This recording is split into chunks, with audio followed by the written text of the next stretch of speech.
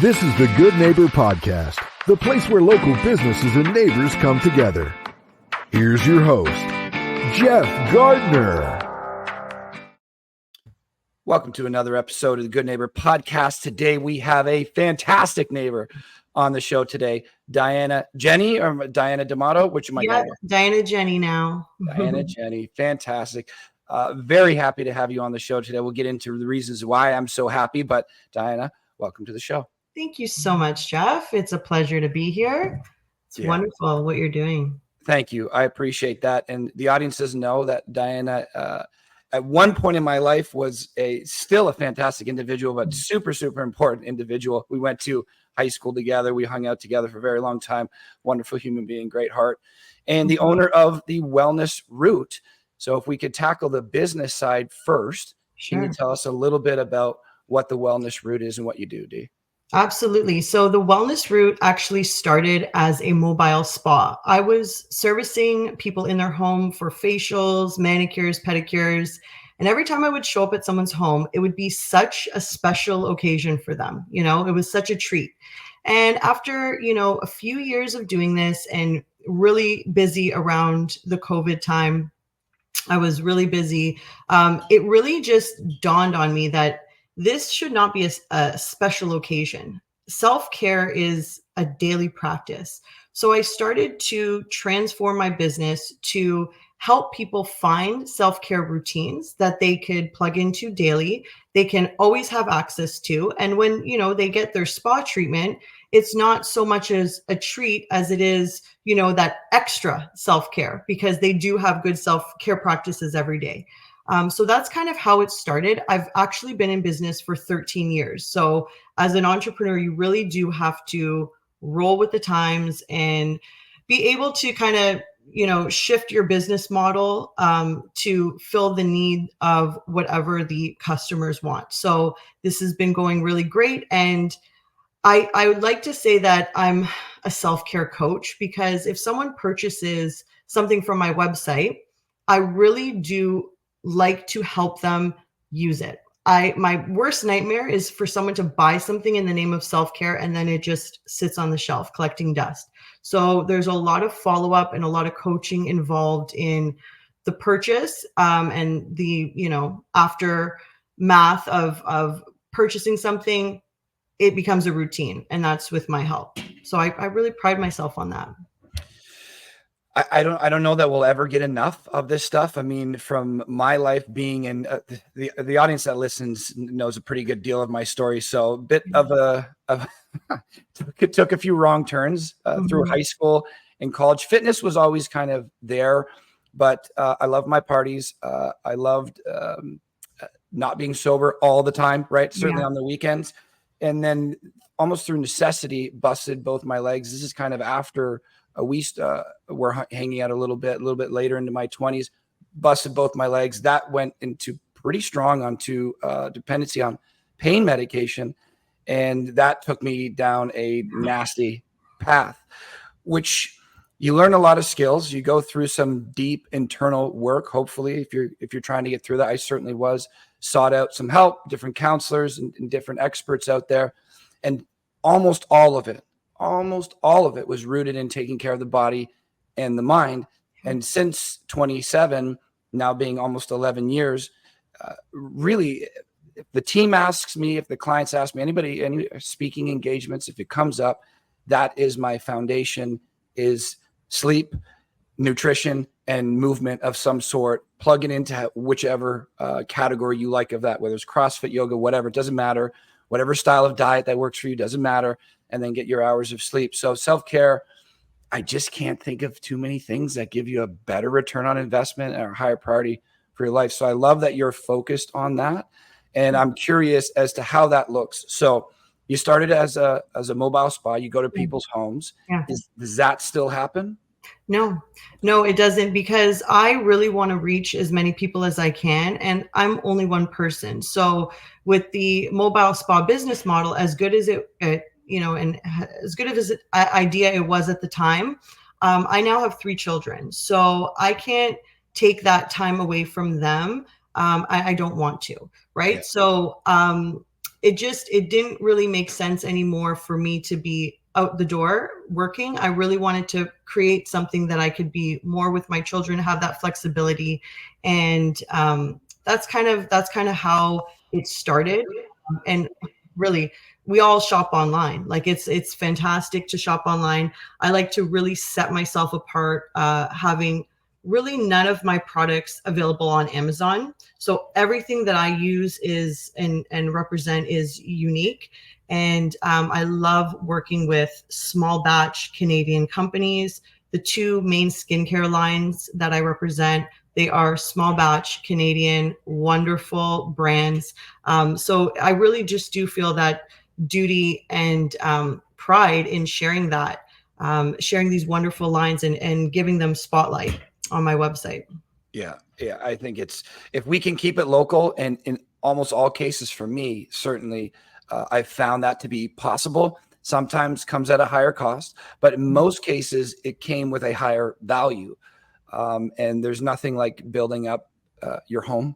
Like none of what I have would exist without these people. It's kind of standing on the shoulders of giants, they say. So to root that effort all back into the community that helped raise me or raise us is a very cool thing. But let's talk about some of the things we would find on that website for the listener that's being like, I love self-care, but something's stopping me from taking that step forward. I need to change something in my life, or there's that personal development addict out there that just wants more, more. What can we find on there?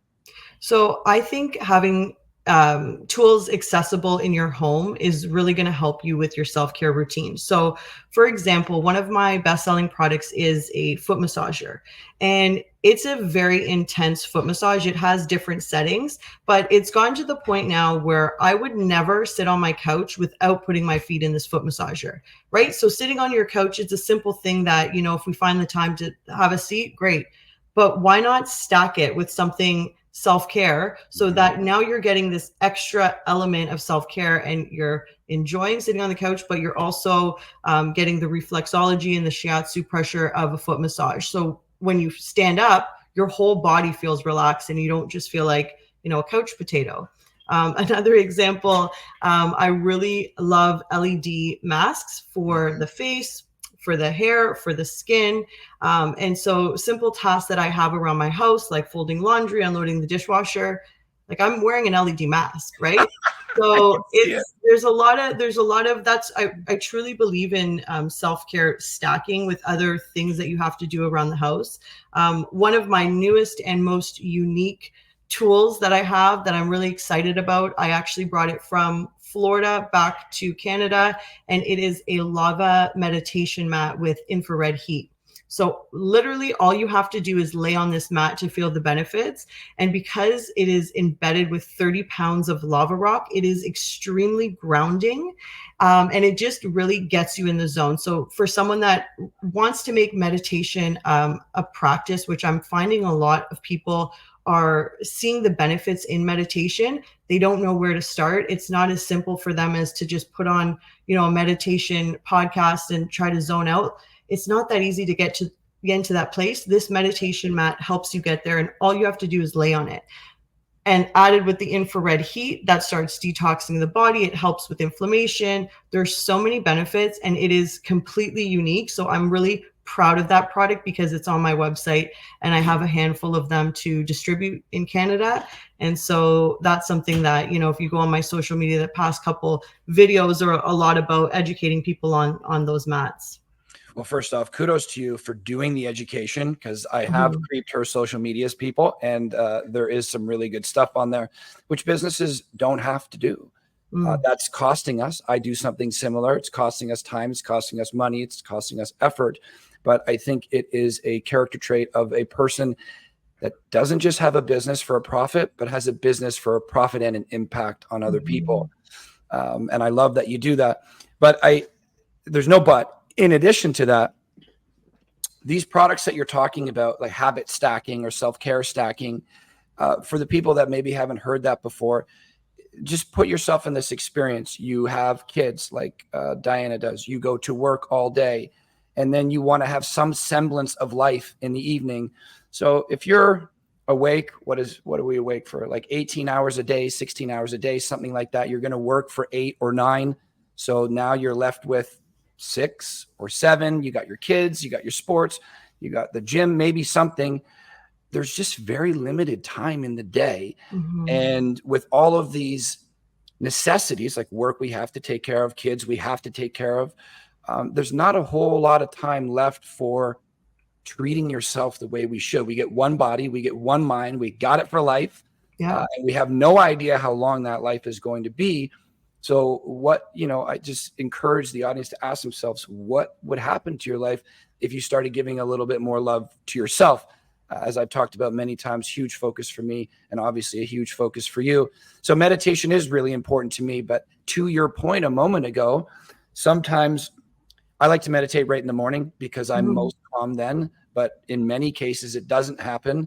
And the stress from the day starts to kick in, and the emails and calls start coming in. And for whatever reason, I got to those things first. And now I try to sit down, calm myself, and meditate. And I'm so stimulated that half an hour meditation, I still think better than nothing, but certainly not as productive as other times of the day for me. But I've learned that there are tools out there like this mat and like other certain things that are just small little financial investments that produce huge yields in value to you. If I can lie on a mat or something to relax me without me doing much. And now I can get so much more value out of that meditation or just simply chilling for a moment. What will that do to your system stress-wise? For me, one of my highest priorities is reducing stress as much as possible. It's more important than money to me. The only thing I would say is maybe more than that is maybe love, but even my love will be affected big time if I'm significantly stressed. So I love that you're offering these.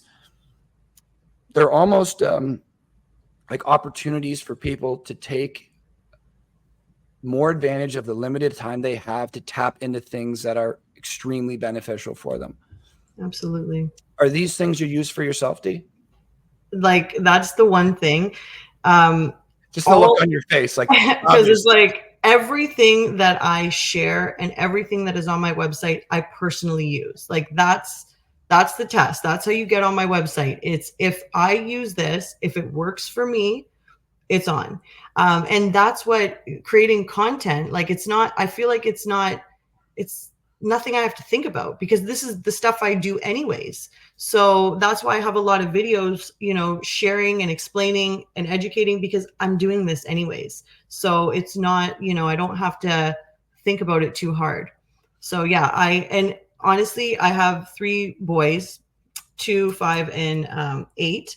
So it's a lot. Thank you. It's a lot. And I honestly attribute my good self-care practices to staying calm and just knowing, like, for example, in the morning, it's mayhem in my house. Doesn't matter if it's summer, school year, doesn't matter. It's always crazy. But before I just get downstairs, I have a little lineup in my bathroom of a couple skincare things that I do. So that when I go downstairs and I'm already, a short order chef and I'm, finding this, finding that, I already know in the back of my head, like I've had self-care already today. Before I've served anyone else, I've served myself. So, and that wouldn't be possible if I didn't have those tools available to me. So that's kind of the message that I want to share with people. And it goes back to, like, don't buy something in the name of self-care. I'm going to help you use it. We're going to find the right time for you to use it. I have on my website a self-care audit. Sorry, it's a link in my bio on Instagram, and it's free. And it just asks a series of questions so we can just identify the gaps and really the best time for you to implement your self-care routines. So that's kind of, it's a new thing, but it's interesting to see the results that are coming in and how I can help people in a more personalized way. Mm-hmm. There's just so many things I love about this. It was like you were saying to me earlier, for someone to buy a product and sit there and collect dust is just a tragedy, knowing that if they just had the simple formula to unlock the results, they could get them quickly. People will often get excited about something. We get that, that chemical rush in our mind, through excitement, and then we get the thing or we do the thing, and then the excitement kind of bleeds away. We know that the value is found in consistency. You don't have to crush yourself in the gym. If you just go a few times a week and you do that for 5 years, it's in the consistency where you find the results, not in the perfect program or the perfect diet.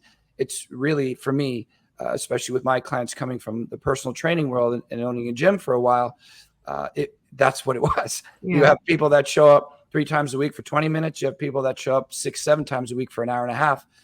The results come through consistency. So the fact that, again, you're going that extra mile to say, hey, we have these products and services, but you're not an expert on any of these products. If you decide to buy them because they're an interest to you, here's the manual to do it. Click this link and we will build a program for you. I think that's fantastic. And I think it's necessary for things that we do for ourselves that we consider a luxury, like meditation is a luxury, or going to the gym is a luxury. It's not a necessity, like you have to do it to get by. I look at it as a necessity now, but many of us don't, especially in this Western world where busy, go. And I really want to bolden this point a little bit. Nobody on this audience outside of maybe your friends and me know your age. I'm not going to say it. Doesn't matter, but I can. Okay. Well, sometimes women are like this or that. No, I don't care. I'm so proud of my age. I think it's amazing to be, I feel accomplished. I feel happy. I feel like it's honestly, it's in, what's the word? We get to age, we get to age. Some people don't. And I'm really happy. So share away, whatever, if you need to. So same age as me. People know 37. We went to school together and all that. And I'm around people of this age often. And there was certain parts of my life that aged me much quicker and certain parts that have taken some of that back. But you don't look like the average 37-year-old to me. And I think that is a testament to what you do for yourself and the world that you're in, this self-care world. I really want the audience to hear that. But also that big point that you made 3 or 4 minutes ago. You have 3 kids, you're married, you've been running a business for 13 years, you travel back and forth, you have a full load, and you said you start off the day with taking care of yourself. Is that a daily? Yeah, daily. And it could be as simple as a few drops of a facial oil and just going, it's simple. I keep it very, very simple in the morning, but it's essential. And, like there's in years, I haven't had a morning where it's like a leisure morning, unless my kids are sleeping over grandparents' house or something like that. But it's instilled in me. And it just goes back to having it available. And even, for someone that, maybe they're not into products or, that a simple wake up in the morning with just extreme gratitude. And I don't like to overplay being grateful, like, because you see it everywhere, and it's wonderful. Be grateful, but be specifically grateful for things. Like sometimes I'll just wake up in the morning and even before I open my eyes, I just, grateful for this bed. I'm grateful for the pillow, grateful for the children I can already hear rustling around, grateful that I'm going downstairs and we have food that I can make, like just like the simplest things. It just creates this vortex of just happiness. So it's not about self-care. Sometimes not even about just buying something or having the tool. Like it's within. That is self-care, is being grateful for what you have, the simplest things that you have. So I agree. Absolutely. You can have all the products in the world. If you don't choose to make yourself a priority and to live a high quality life, because you don't want to be mediocre, or you just appreciate the gift that you've been given of life.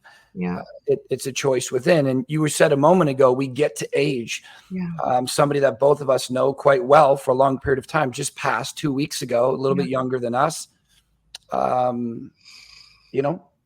mid-30s. So sometimes it's lifestyle driven. Sometimes it's completely out of our control. The fact of the matter is I have almost no control of waking up tomorrow. It's out of my hands. Something could happen, God forbid, but take advantage of the time that you've been given. And it's these types of messages that go out there that I think are so important. You were mentioning about gratitude. It almost has become a buzzword, almost cliche. If you say to somebody, hey, be grateful, It's almost annoying at this point in some sense. Yeah. But really, when something becomes cliche, to me at this point in my life, that means there's probably a ton of truth to it. Yeah. Otherwise, it wouldn't have been repeated so much. Yeah. And certainly, I have found myself in moments of great deal of gratitude, and then I've slipped out of it, and I notice it. I come back and I slip out of it. Perfect. I don't know what that is, but just trying to recognize when I'm not there to come back there, it makes a huge difference. I have most of my rules for who I want to be on my arm, and one of them, the vast majority of the top priorities there, I have rules 1 through 15, is taking advantage of the time, recognizing the gifts that I've been given, the people, the life, the et cetera. And this all goes towards self-care. I think it's super cool that, almost 15 years of you being in the world of promoting, helping take care of yourself and other people can have a hell of an impact on people. And I love that you're doing it. Something that I want to ask you about, though, Dee, I was going to talk about your story a little bit. Sure. But you touched on it. Actually, I will. Okay. What made you decide to get into this world? 13 years of helping people live better, more relaxed, less stressful lives, and prioritizing self-care so much. So, I mean, how the mobile spa started was basically, I knew I wanted to be an entrepreneur when I got out of high school. I thought that that's the path you had to take. My dad is an entrepreneur, and I always thought that was my path. Didn't know exactly what kind of business I wanted to start, but I was going to take a year off. That year off only lasted 2 months because I got bored. I was working at a car dealership. I'm like, no, this isn't it. So I literally was flipping through the yellow pages, if you know what that is. So and I saw like a school, like an aesthetic and spa school. I thought, all right, let me learn these skills. It's a trade. I think, they're transferable. I'm just going to go do something. So in taking that step, it really opened my eyes to a whole world of, this doesn't have to just be in the spa industry. I can go into sales. I can go into all kinds of things. And I just kind of stuck with it. There's moments, obviously, in an entrepreneurial journey where you just want to throw in the towel and just be like, yeah, this is costing me so much money. This isn't worth it. But at the end of the day, my why, I guess you could say, is to feel good. Okay. I want to feel good doing these little, routines and beauty practices and learning about makeup and all. It makes me feel good. Okay. So to share that with people, that also makes me feel good. So, because a lot of people, they write themselves off. They're like, I don't know this stuff. I'm not good at this stuff. And then it just snowballs into this like lack of self-love at the end of the day. So I guess that's kind of the reason why it started. The mobile spa started because it's like no one is doing a mobile spa still. There's not really that many mobile spas around. So I thought, let me just be a little bit different than just going to work in a spa or opening up a spa. So that was fun for many years. I actually bought a bus as well. I bought a bus. I outfitted the whole bus to be a traveling spa, did a lot of corporate stuff. And that's kind of how I got introduced into the golf scene. I started setting up a lot on the golf course. And then, I've been having kids for the past 8 years. So that's pretty much half the length of my business there. So I really did always have to put my business on the back burner, and me not being able to get out there, that means no income is coming in. So I just had to think of some creative way how I can stay in this industry of making people feel good, but being more remote and having more flexibility in my schedule so that I can be with my kids, because I'll never get that time back. My business will be together forever, So my kids, seeing them grow up and being there for them, that's very important to me. So that's kind of like the evolution of it. And, every year is more and more exciting because I'm so open to what can come next. I love the industry, but at the end of the day, it's about feeling good. So wherever that takes me, that's where I'm going to go. It's fantastic. Can I just say, you were like one of the coolest people back in the day. Nobody that's listening really knows the high schools that we went to. I haven't really talked about that, but you were the shit back then. And thinking of who you were as a mom now, just puts a huge smile on my face. I'd love to see you mumming it. Hopefully I get to one day. Yeah, absolutely. Oh my God, this is such a wonderful way to reconnect. Like I said at the beginning before we were recording, it's like, this is how I want to connect with old friends, like in this high level. Like, let's do a podcast and like catch up. How about that? Oh, it's great. It's I so just cool. seeing the smile on your face. 3 kids, man. How is it being a mom?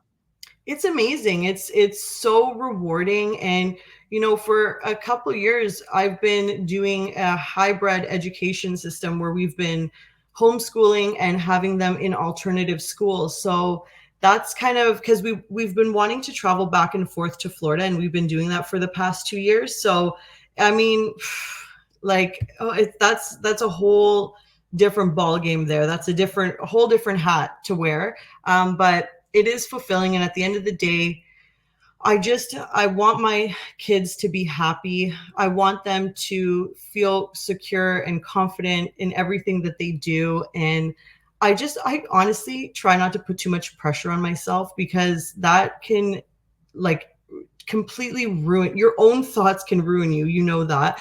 But just be the pressure of being a parent. Like, I just try not to be too hard on myself. We make mistakes, we can admit our mistakes, and we just move on. I just want my kids to be happy, and I want them to love and respect me, and know that I always will have their back, and they can come to me with everything. And it's cool because the 8-year-old, like, he's starting to come to me with stuff, which is awesome. In the back of my head, I'm like, okay, this is like, I would never tell my parents that, but that's fine. That's cool that you trust me. So I think it's really cool. That's like the little, parenting wins that are happening now. So I love it. yeah. And I love that your message is about caring for yourself. Again, I just think self-love, gratitude, these types of things have become somewhat cliche a little bit, to the point where a lot of people will like to talk about them, but the action is missing, because it's an interesting conversation. It's like, if I were to talk to you about politics, know very, very little about it, Yeah. but it brings out emotion and can now stimulate a conversation. It's one of the reasons why I avoid it, because it just gets me into trouble. I'd rather talk about things that I do know. But you've been practicing it for a long time, and now your kids will emulate what they see mom and pops do, which is fantastic. I don't know if you remember my dad, but fitness guy, right? I know you met him a few times. Forever, certainly as long as I've been alive, but well before that, and not really pushing me one way or another. Just, you can play baseball, you can play soccer, you can play hockey. You don't have to do any of them. Why don't you try? And I did. But I always watched him do it. And it's no wonder that every time my life has taken a shit turn, I've always come back to fitness. It's the thing that roots me in some way. And fitness, again, can be anything, some sort of self-care. I just think it's really fantastic what you're doing. And now that you're mumming it, it's just fucking cool. So cool, Dee. So one of the things I want to pick your brain about is, we've talked a couple of times about education. And you have your social media profiles, which are educating people how to do this. We're talking about it right now. I think quality education is hard to get, but also not hard to give. We just have to get somebody to give away the secrets. I wrote a book on it for my clients, specifically about marketing, about giving away their secrets. And one of the first and most common objections I get is, why would I work this hard to get this access, this knowledge, and then just give it away for free? That's the common thing. And I'm like, hopefully one day you get it. But for now, that's fine. That's your take on it. Clearly you don't see it that way, whereas you are trying to help people more, create a bigger impact, whether that leads to sales or not. You made a couple of points about, even if you don't buy the product, here's something you can do internally. You were talking about gratitude, the internal self-thinking, which doesn't make you any money, yet you're still helping people do that. And I think that's a testament to your character and your priority on making a difference. At least that's my interpretation of it. And I'm on board with that in a big, big way. But to the education piece, are there any myths or misconceptions about the self-care industry, or your business in particular, that people could have in their head and it's stopping them? It's now being a barrier for them to move forward because of fear, uncertainty, whatever it may be, that we can clarify for them to help them take that step. I think really the biggest thing that holds people back is just labeling themselves and being like, I'm not like that. Like, and then just making this whole story that if you are like that, you're self-absorbed or whatever they want to tell themselves. But I think at the end of the day, no one wants to feel stupid or be ridiculed or something like that. So if they've already given themselves this label of like, I'm low maintenance or I don't do that kind of stuff. I don't know what I'm doing. Then you're not growing. You're just getting by. So I think that the biggest, I think when I run into people that really need that kickstart and need that hand holding and guidance, it's like that they have a fear of making some sort of mistake or wasting their money. And really, that's why the coaching element comes in with self-care, is because that happens a lot. People will buy something, it collects dust, and then they resent the product, they resent themselves, they resent, all the things. So we want to try to avoid that from happening just by starting slow and really just outlining for them the times that they could, use products or tools. And that's kind of where the self-care audit comes in. Like I said, this is a new feature, but it helps me see what someone's day looks like and where we can slot in those, moments of self-care. So I think the biggest misconception and myth is that you're not that person, but you start anywhere. Like if you're not a fitness person, let's say, you're not just going to become one day. You got to start somewhere, right? So that's my thoughts on that. It's amazing. I had a couple of myths in my head, and it wasn't labels. And when you said it, it's like it's such a big one. The label for me really is human. That's it. And then I partake in fitness. I partake in meditation. I partake in relationships and reading or learning a new language. And then I stop doing that. And then I do the next thing. The only label is really human. But I do think through the power of identifying with something that it can mold us into something else. I am this type of political person or that type. And now I start taking on the attributes of the group, which are now molding me, sometimes within my control. Sometimes I'm not even aware of that I'm being molded by exterior factors that I'm not even identifying. This concept of labeling is super powerful. I'm sure I've labeled myself with things that I'm not even aware of. Been pretty intentional about removing a lot of these labels from myself because they've never really served me.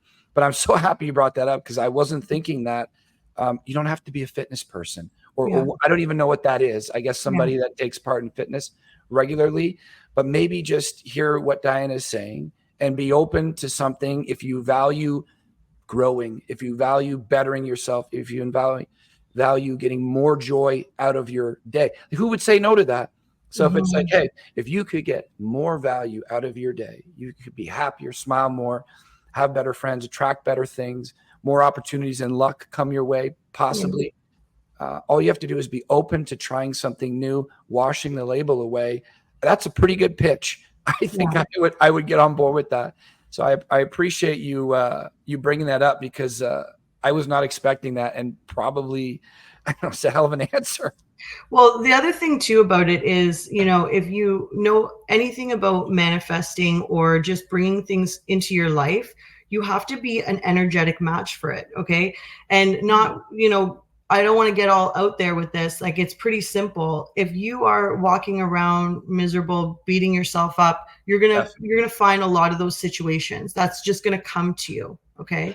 But if you are an energetic match for what you want in this world, it'll come straight away. And that goes back to the whole feeling good. If you are just simply focusing on feeling good, you are going to pull in all of the wonderful things that you deserve in this life.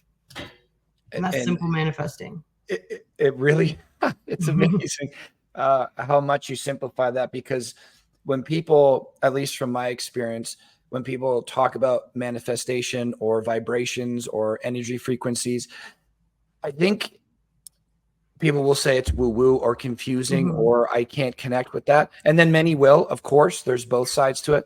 But I think for the most part, least from my experience and some people that I've experienced, I think they just didn't understand what frequency meant. This is for a radio, not for a human. But we don't even have to dig into that. It's simply, if you walk around looking like an asshole, treating people like an asshole, you're going to get things an asshole gets. Yeah. If you walk around with a smile on your face and you're happy to be alive, you will probably get those things coming to you as well. There is some magnetism between us and everything else in the world. That doesn't seem very hard to believe. And I'm glad you pointed that out. Mm-hmm. Something I've been really wanting to get into, because I wanted to talk about your business first, because I think it's amazing what you do. And I really wanted to get brought up to speed, plus provide this information to anybody that's listening. So now that we've gotten that done, let me dig into D a little bit. Sure. To talk about the personal. You've given us some information about your business, about the impact you're trying to create, about your mumming. What really puts a smile on your face? It can be business related, it can be personal, whatever, but what gets you going, D? Honestly, what really, I like to be, I don't know how this is going to sound, but I like to be efficient, and I like to have things, do things for a purpose. Okay. I'm not one to just, putter around, let's say, everything that I like to do things smartly. I don't like to work hard. I like to work smart. I always say that. My dad always told me that, and that's kind of how I operate. So business makes me happy. Like that, if I were to win millions of dollars, I would just open up tons of businesses. I would never just do nothing. I don't know why. That's not in me. So I think what makes me tick, what makes me happy is accomplishing things smartly, and not exhausting myself and stressing myself out, working so hard, just efficiently doing things, helping people move and efficiently, get to the next level. That, I freaking love that. I love that. I don't know if that answers your question, but that's the first thing that came to mind is I just like to do shit. I like to get stuff done, and it could be whatever. It could be household stuff. It could be whatever, cleaning the garage. I don't know why I love to clean the garage, because I just feel it's a disaster, and then it's not. And then look at this. And that makes me happy. I like to do that. Yeah, it doesn't surprise me. I find it to be a common thread amongst a lot of people, but certainly entrepreneurs. The chemical hit we get in our head from progressing, especially when there's meaning behind that progress. If I'm just driving from A to B and I have no idea where I'm going, I'm probably not going to jump up and down about getting there. But even cutting the grass, something that I don't love, but when it's finished, I get a hit for sure. That little high, it's look at what I've done. Yeah. The gym, these types of things. But when I can cut the grass and, get AI to run my lawnmower because I figured that out, I cracked that code, press a button now I'm really happy. So I get it. The progressing efficiently and that positive feeling we get from it is a fantastic thing, which doesn't surprise me that you get. Not to mention, time is of the highest priority. I said stress before. Time is right there because it's so limited. The older I get, it seems like same 24 hours in the day, but it seems like it's getting shorter and shorter and shorter, and I'm aging faster. So to get back more of my time, it's huge priority for me. So efficiency, I get why that feels so good. I'm going to dig a little deeper. Simple pleasures. Are you a Netflix watcher? Do you love to surf? Do you jump out of planes? You love dogs, animals? What else gets you going, D? Okay, so I don't know why I can't watch TV. I'll try to always find something, nothing. I'll just go, I'll do Seinfeld or The Office, something I already know. That's what I would watch if I had to watch something. Simple pleasures for me. Excuse me. I love being with my kids. Honestly, I don't know if this is going to sound like I spoil them, but I like to just be sitting around. They're not expecting anything. I'd be like, guys, guess what? Right now, we're going to go get burgers. And then after that, we're going to go to Dollarama. They're like, what? I love just exciting them with things to do, that is to me my biggest joy, like just surprising them. Like we surprised them, we took them to Legoland. I recorded their reaction. Like I watched that video once a week. It is the most beautiful thing. They were crying, freaking out. Like it's just, if that's like my whole reason for doing anything, is just to give them this like really magical childhood where it's like, wow, there was like a surprise around every corner with mom, and so that's kind of, that's what I've been doing recently, is just giving them like this like magical childhood life, by these little things that they're not expecting. And I hope it doesn't come across as like I'm trying to spoil them or whatever. They're my kids. I'll do whatever I want with them. So that's fine. I don't care who thinks that, but that's just kind of like, that's my joy. My joy is just to give them those like little, because I want them to be excited about life. Like I want them to know that there is magic around the corner, be like, don't think like this is, it's Monday, this is what we do, it's Tuesday, no, we'll freaking go do whatever we want any day of the week, and that was why it was very important for me and Chris to take them out of the educational system for 2 years, just so that they can just adapt to other things. Now they're going back, they're going to the Catholic school in our area in Bradford, and they're very excited about it, and I'm very excited for them, but I want them to just like stay on their toes.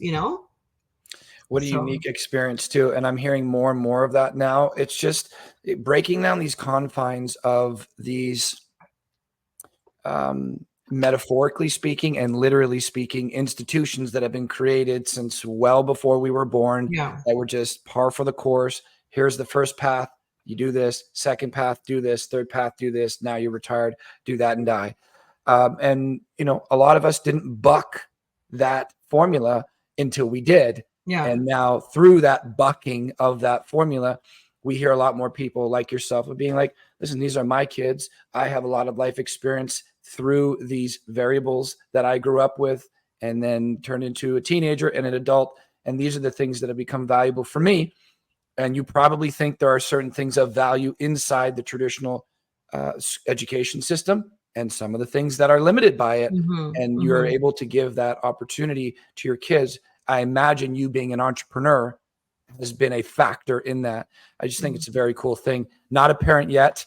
It is, I think, the highest honor, privilege for a man or woman to create a human being. It's incredible that I've taken this for granted for so long. Like we can reproduce another human clone in a way, and then give a lifelong commitment to give way more than you get. It's one of the driving forces for me, trying to do life as well as I can so that I can be a good dad to my kids when I have them. Great relationship with my parents. And if I was a dad in my 20s, wouldn't have been good, but no longer there. So hopefully get there one day. But I love that that's just a priority to you. And you said, they're my kids, I can do what I want. I hope this doesn't come off as spoiling. I put it this way. If you are out there putting smiles on your family's faces and that gives you great joy, anybody who says that's wrong, I think is missing the point. Yeah, exactly. Now, you have been a joy for this entire 40 minutes. It's been nothing but the positive sides of life, the business, how it can impact people, focus on self-care, being a mother, traveling. But let's take let's go the opposite direction and talk about the harder sides of life, because I think we have to have both. I don't think we have a choice in that. I think being out of shape is hard. Being in shape is hard. Being broke is hard. Being rich is hard. I think they're all hard, but I think we get to choose. And I think when we're more intentional about our hard, we can get more of that great feeling about ourselves, which is your high priority, feeling good. And certainly I agree with that full tilt. Feeling good is a priority. So we like to talk about the painful parts of life on this show because I don't think it's talked about as much as it could be. There are certainly fantastic leaders out there that I follow intimately that talk about it a lot, and they've taught me a lot of these things. And when I look back on my life, the greatest growth spurts and the things that I've become most appreciative for now are often the hardest things that I've been through, either voluntarily because of a mistake or something that has been put on me because of life. You're right. And I think we get the choice to choose whether I allow it to beat me down and make me less than who I was before I went into it, or I can use it as an opportunity for growth. Certainly busting both of my legs and being dependent on hard painkillers could have made me much worse. And it did for a period until it didn't. And now these 10, 11 years since then have by far been the best decade of my life. So I feel that there's a part for a good portion of people out there that aren't willing to share these things or sometimes even think about them, going back to the labels that you were talking about, because they label themselves with, I should be ashamed of this, I'm not good, they're better than me, ridicule, judgment, etc. But I found through my own experience and from busting both my legs, developed a lot of skills, became an addictions counselor on the weekend at a facility called Cornerstone Recovery in Barrie and Newmarket. And for the last 3 years, and I just love it and found so much value in these really hard emotional conversations, getting into the kind of messiness of being a human. And it just isn't talked about that much. So we love to ask the entrepreneurs that come on the show, because being your own employer is tough. Being a parent is tough. Being a human is tough. But there are people out there that are just kicking ass at it. How do they do that? I think they have a very intimate relationship with pain and have changed it from a negative to a positive. We love to ask the guests on the show, are there any trials, tribulations, hardships that you want to share with us that probably really fucking sucked in the moment, as hard and uncomfortable, doesn't feel that good, but when you look back in hindsight, you wouldn't remove that ingredient from the recipe that has become you, because it's led you to living the life you do today?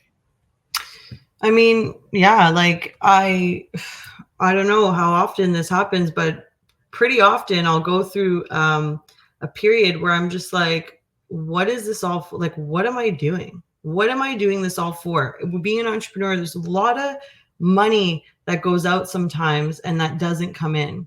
And it's hard, and it beats you up. It makes you feel like, you know, like just to your point of like seeing other people kicking ass, it's like, how come they're kicking ass? Like, why are they? And people are sharing a lot more, like how well they're doing, you know, on social media. You see it a lot more, and you start comparing yourselves to other people. And then it just creates like a downward spiral. For a long time, I would just blanket everything with like positivity, and I'm just like, no, like keep going. But what ended up happening was I was bottling up so much that when I would get down, it would be like very, very, very down, and it would take me a long time to recover and pull through. So now I'm just really trying to always sit in my feelings. Like if I'm not feeling it one day, which happens like on a monthly basis, like I would say, you know, there's got to be 1 week out of the month where I'm just like, I can't, like, I don't want to do this. I don't have the energy. I don't care anymore. Like all these, I never say these things out loud. It's always just in my head, but staying in my head about it, it makes it worse. So what I've like really found that helps me is having a formula to pull me out. And it's audios that I listen to. It could, you know, either podcasts, or I'm a part of, you know, a club that puts out a lot of great audios. That's like the last time I want to listen to this motivational stuff, but that's the time I need it. Right. So I was like, plug into an audio, I'll go for a walk, snow, rain, sunshine, doesn't matter. Like just getting outside, doing that. Like I did 75 hard twice. So that, like, I know the formula it takes for me to get back, and it's pushing myself. So we got the walk, we got the audios. I'll pick up a book, read, just even if it's one page, you know, it's just this like these steps that I have to take that I'm literally like dragging my ass. Like I don't want to do any of this stuff, but I know this will help me through. So if it doesn't turn around in the first or second day, eventually by the end of the week, I'm through my little lull. And I don't think this is going to be a constant part of my life. I think every entrepreneur is always going to face this, you know, especially when you have the responsibilities of a family and you don't want to let anyone down. For me, you know, I know my dad's going to listen to this podcast, but like, I don't know why I always have it in my head. Like, I don't want to let my parents down. I don't want to let my dad down. I don't know. He would never be, they would never be let down. I could do anything, but like that to me is just, I don't know. I think because he's such a successful entrepreneur, it's like, I just want him to be proud of me, but he is. He always is, right? So I think that's kind of the hardship that comes with being your own boss, and you know, just having to face yourself in the mirror every day and just saying, we got this, let's go, you know. And even if you don't got it, you just still got to go. Like that's just the fact of the matter. Like I'm just so I really realized that I was doing this a lot a couple years ago, where I was just like, everything's good, everything's fine, we're good, I'm good. Like, you know, it's just, it was kind of like delusional. And it's, you really have to get real with your feelings. And so I'm in this point now of my life where it's okay if I'm not positive and happy one day. Like I will be eventually, but today I'm not, you know? So yeah, so that's kind of my big learning lesson in this past year. I've really just been, you know, diving in, and I love joining things that make me uncomfortable. So I'll do like, you know, I'll go on like a retreat, like a 1-day retreat. There's this really good one. It's called Boss Retreats. And I've gone to a few of their retreats where you got to share and you got to, you know, dance and like be loud. And it's just like, it's the most uncomfortable shit, but it's the best. And I grow so much from those things. And I always just try to keep my ear out for different scenarios that feel like maybe a little bit strange, but I know if I go, I'll come out a better person. So that's kind of been my formula with this whole, you know, getting down, getting back up. No, I appreciate you sharing that. Well, I appreciate it for a number of reasons. Just the openness is, I think, hugely valuable for people that are ready to listen. That knowing that everybody, you're a successful entrepreneur, you have a mother of 3, you're married, you have the ability to travel back and forth. You take care of yourself. These are all attributes that I think a lot of people want, and yet you still go through the shit. Yeah. Everybody does. Yeah. And, you know, I've been there. And I imagine many other people have been there. When you start, like, I wasn't a super positive person when I was younger. I kind of just went with the flow, but I wouldn't have said I was a very optimistic person, probably somewhere in the middle. And then found a lot of value in being more optimistic, trying to find the gold in the shit rather than looking for the negative. I think it's easier to do that. Yeah. And found myself distracting myself from uncomfortable feelings by being positive, like you said. And that can be like anything else. It can be like alcohol. It can be like Netflix. It can be like social media. It's not so much what we're doing, it's why we're doing it. If I'm being overly optimistic and positive and saying everything's fine when everything's not fine, then I'm really just distracting myself from the things that I don't want to feel. Yeah. And I think a good chunk of us do that because we don't want to sit in our feelings. But I think we've all heard it enough, hopefully, that is what you have to do. You just have to sit in it. It's maybe just ask, why are they there? But also give yourself the permission to say it's okay for where you're at. Like you just said, if I'm sad today, I am sad today. I'm going to choose to not be sad for months. I don't think there's anything in me that's off base enough to be sad for months. The goal is to get back to contentment, some sort of fulfillment. But I am sad now. Yeah. And that's okay. Or I'm angry now and I'm going to try not to take it out on others. And that's okay, because those feelings are coming up for a reason. I don't think they need to be my truth. If I want to punch somebody, I don't think that's a fact I should follow. But the anger is there. And that is something that I can address just by sitting in it and simply asking questions rather than taking it as facts. Why are these here? What is the cause of this? But then your answer to it, I love, because I agree with it entirely. And that's been through a lot of self-discovery and following the people that have done things better than me, is getting out there and doing something uncomfortable, almost always. Doing something fitness related, reading a book that has an answer to your issue, going and being silly at a retreat, dancing and making noises, which I would feel awkward doing the whole damn time. And it's not so much to build the skill of dancing and being silly. It's to show that the world doesn't fall apart And not Yeah. everybody's watching and judging me while I'm doing this, as we often think we have this spotlight on us when everybody else is just wrapped up in their own shit.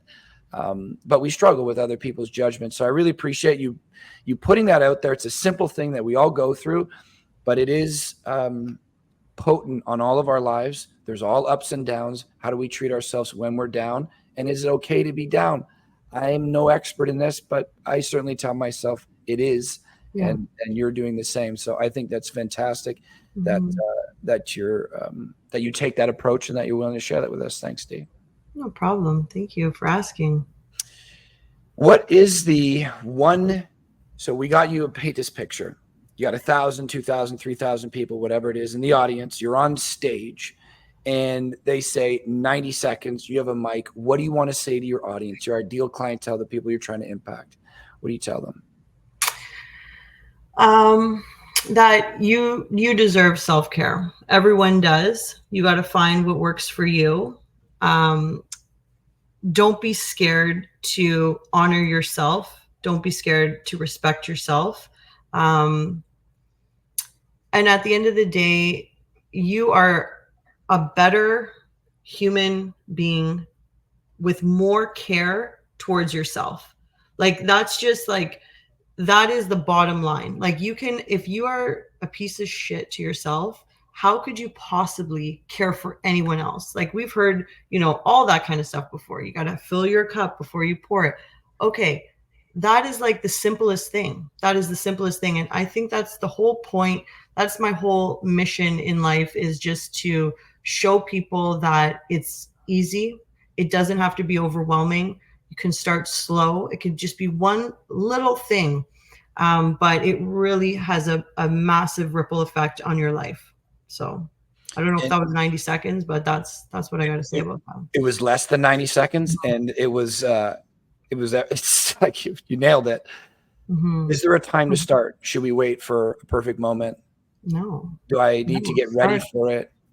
Start anytime, midday, end of day, like any day could be, your pivotal moment that it's just, everything is going to change. There's never a good time, never a good time. Beautiful. Mm-hmm. Last couple questions for you, Dee. This is, I say this a fair bit.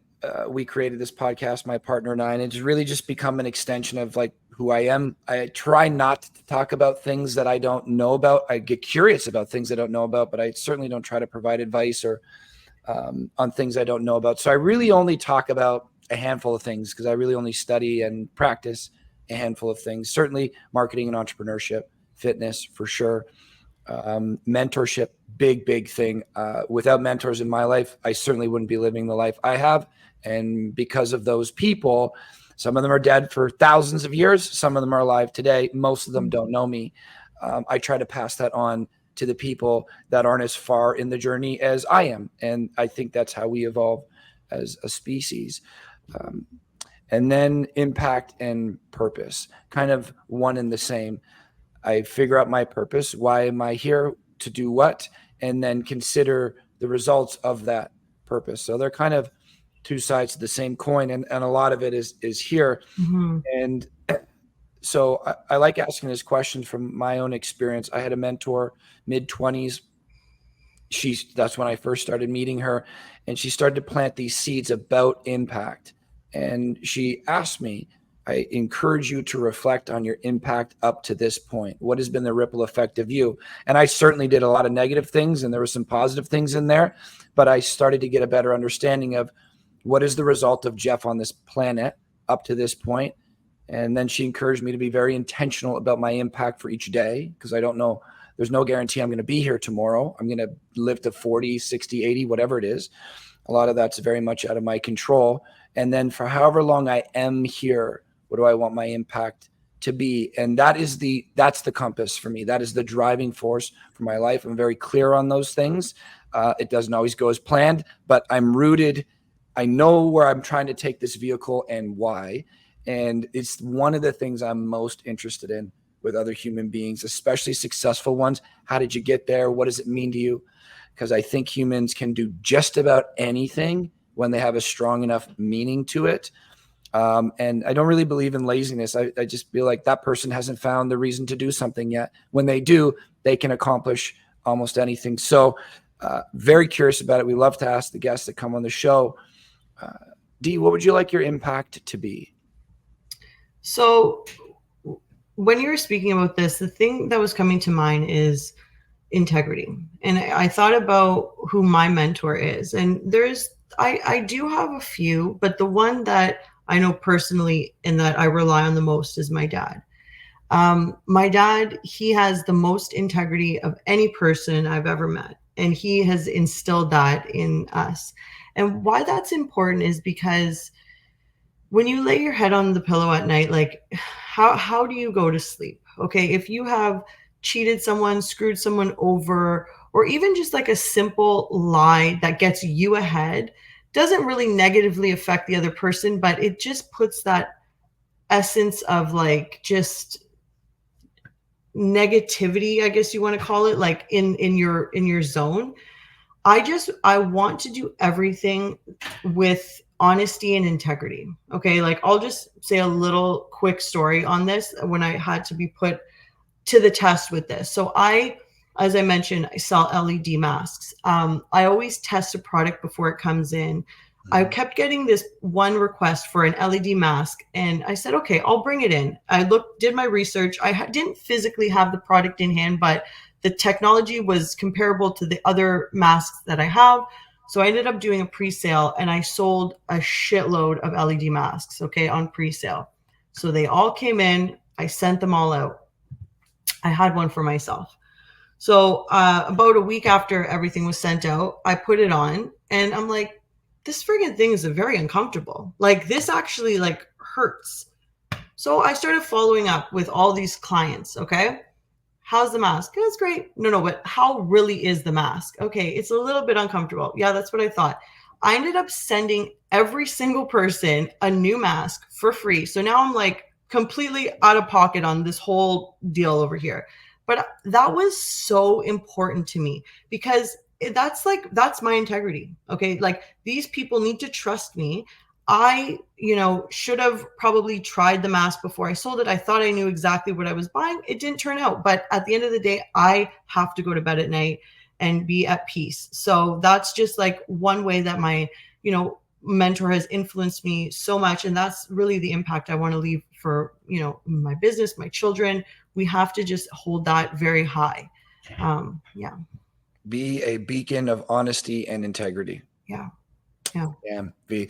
So you lost money on that deal. Can I ask you how it felt after it was all said and done? And no amount of money in my pocket would have made me feel better. Like that was very fulfilling. Like even though I lost the money, it's like, at least I know people are getting a good product. And then when they talk about me, they can share that story if they want to or not, or they just, can refer business over to me because they know I have a superior, product, an LED mask. So either way, like it was the amount of money would have never matched the feeling that I had for doing that, making that right with my customers. And it was a lot of people.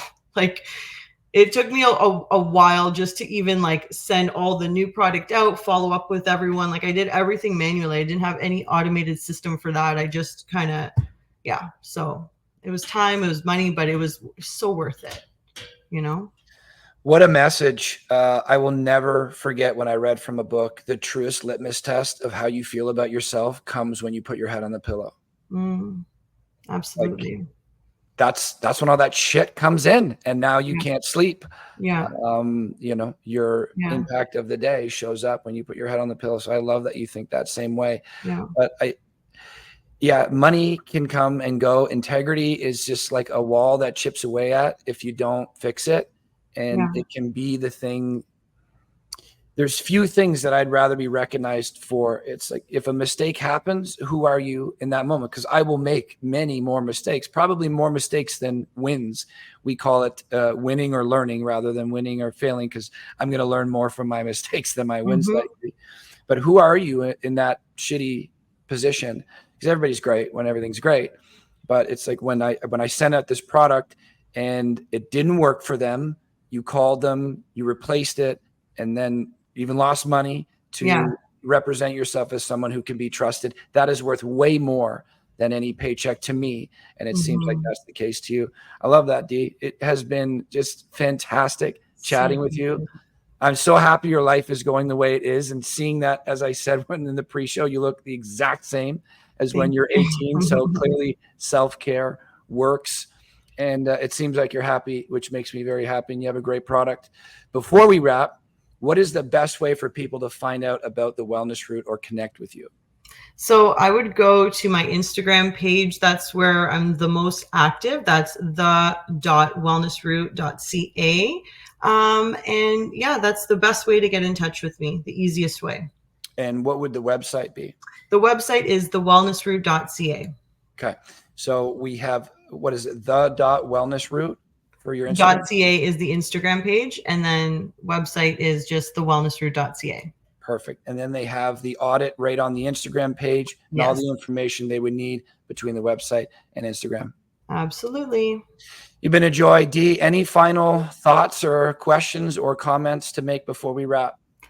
Jeff, it's so great to see what you're doing. I think it's very important, this podcast. And it was just like such a pleasure to be on. So thank you so much. Absolutely, hon. I need to talk to you after this now off the podcast. So we'll leave that for another time. But thank you for sharing all that you did, for being so forthcoming, for doing what you're doing. And I think all business is important. But certainly to me, I have my preferences, and anything in the let's make a human being better world is that's my speed. So thanks for doing what you do, Dee, and sharing it in the way you have. You've been fantastic. Thank you. Until next time, you have a great afternoon. You too. Bye-bye. Bye. Thank you for listening to the Good Neighbor Podcast Midhurst. To nominate your favorite local businesses to be featured on the show, go to gnpmidhurst.com. That's gnpmidhurst.com, or call 705-413-3775.